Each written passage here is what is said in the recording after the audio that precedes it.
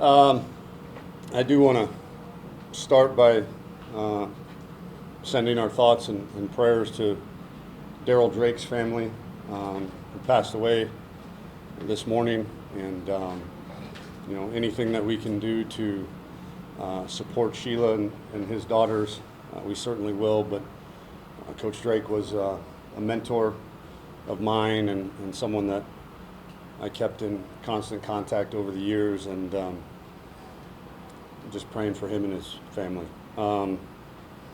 Scrimmage was good. The offense wound up winning, but it took the final 2-minute drive for that to happen.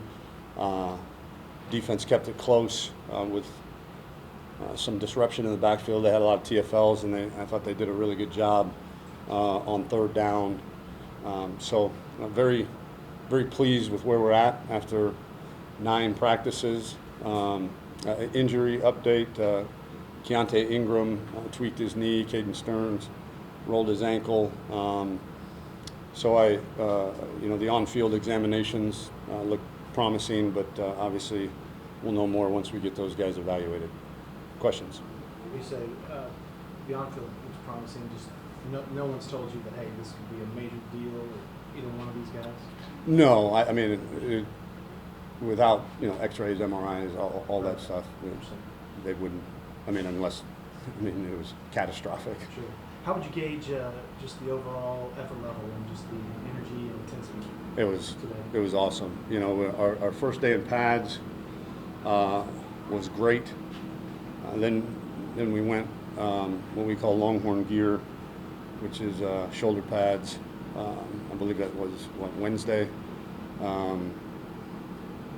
Was not good, and they came out and responded really, really well the next couple practices, and did so as well today.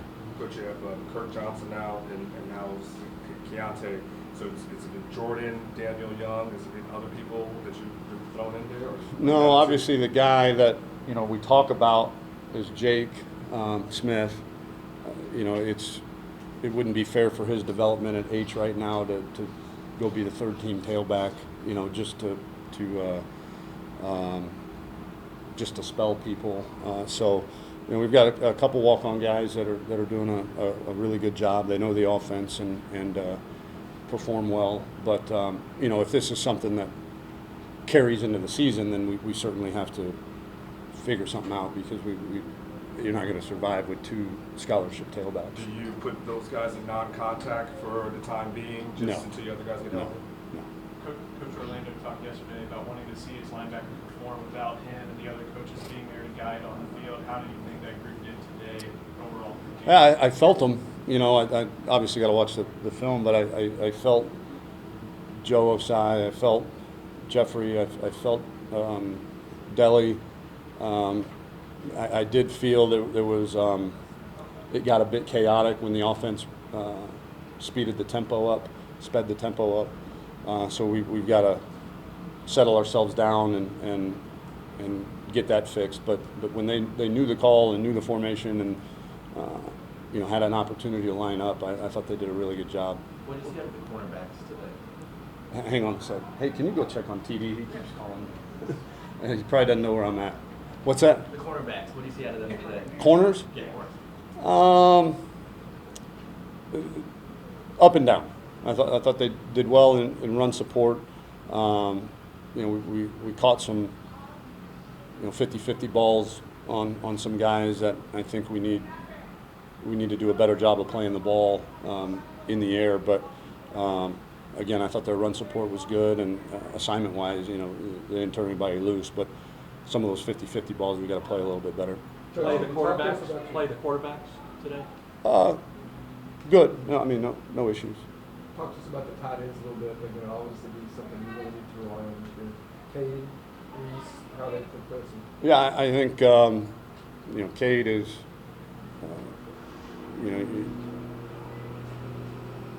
we're going to miss Andrew back for a lot of reasons.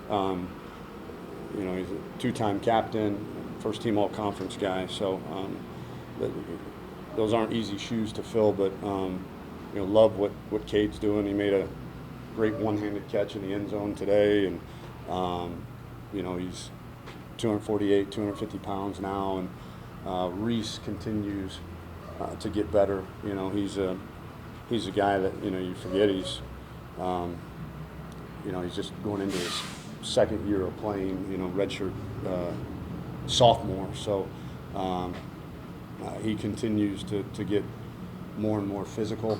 And then Jared Wiley's a guy that, you know, I certainly don't want to jinx anything, but, you know, we're planning on him playing some this year. How's your two new JUCO linebackers do? You know, I feel both those guys a lot. You know, Juju, Jawan, you know, has a knack for the ball. Caleb can really run. I think he, on a kickoff drill the other day, ran like 20.5 miles an hour. So, you know, with them, it's just still speed of the game, assignment. You know, when they're in the right place and do the right thing, you know, you feel them. I mean, you don't feel them being mismatched or anything like that, and they make quite a bit of plays. From the way T.O. talks, he makes it sound like that y'all tilt more DB heavy, the strength a lot in terms of the core of the secondary is the best part of the defense possibly, and he makes it sound like y'all are unafraid to put more DBs on the field in more situations, if that's what it takes to get your best 11 guys. Oh yeah. I mean, you should see our third down package. I mean, it's you know, right now we got Malcolm at nose, we got Jeff and Joe, you know, rushing on the outside, and then there's 8 DBs on the field. Yeah. Which is, I mean, you want to talk about looking like Star Wars for some of these quarterbacks. It's like, you know. Right. So I think that's a fun kind of toy to have. Mm-hmm. You know, now when you're 1st and 10, you know, now we gotta figure out, you know, if we can hold up. But you know, we've had long discussions ever since the spring about, you know, you got to play on 1st down with at least 3 D linemen and at least 2 corners, and then we'll figure the other 6 guys out. Only because that's a traditional running down, or just that's what you do? Yeah, First down. I don't know that you can. I mean, I don't know how you would survive in the run game. You know, with There's people coming at you. yeah, with 200-something pound guys trying to set edges and stuff like that. I got you. Well, Tom, when Mac was really an opportunity to win seasons, he had like 7 or 8 offensive linemen that were pretty interchangeable. What's your depth like right now, and how close are you to getting to that part where you can bring in more guys? Yeah, that's nirvana. So if that's the case, I'm happy for Coach Brown that he got to live that life for all those years. But no, I think we're at probably 6 right now. You know, with the 5 guys that started camp and Parker Braun.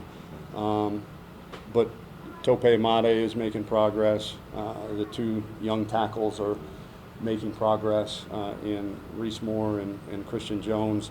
You know, I don't, you know, if we played tomorrow, they wouldn't be game ready, but I'm pleased with their trajectory. Who's starting tomorrow? If there's a game tomorrow, who do you start? Cosme, Anguilao, Shackelford, Kerstetter, Okafor. Greg Davis was here. It sounded like it might be here a little while. Can you just tell us what you got going with Greg? Yeah, you know, he did the same thing last year, and it provided a lot of help in terms of just the overall organization. You know, we're certainly not asking him for new plays or anything like that. It's more of a, what do they say, 30,000-foot view of everything that's going on, and then especially offensively, you know, he's we clinic quite a bit on clock management and situational football. So again, just a consultant that's kind of got a big picture view and you know, can be a set of eyes that, you know, maybe not always tell me what I want to hear, but tell me some real stuff. You still view Kerstetter as your number 2 center? Yes. Yeah. Got time for 2 last ones? How is Marcus Tillman, you know, after getting here in the spring, how's he adjusted so far? I love him. I love him. I tell him every day that he's going to play a lot of football here. I think he's really, really smart when it comes to football. He's still a freshman, and he's got a lot of learning to do, but he's got a ton of energy. He flies around. He doesn't take plays off, and it's going to be fun to watch his development. Over the course of this training camp, this season, and his career. What's your biggest concern right now, Tom? Biggest concern, just the youth on defense. Just we're really, really talented, but we've got to mature emotionally, and we've got to mature from an assignment standpoint. We give great effort on that side of the football. Our culture, some of those older guys like Malcolm and Brandon and Taquan, they do a great job of letting those young guys, enforcing our culture with the young guys.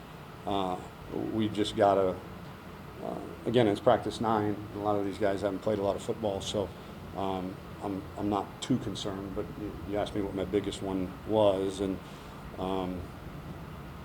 we got to grow them up in a hurry. Hate to circle back to this, but what's your best Daryl Drake story?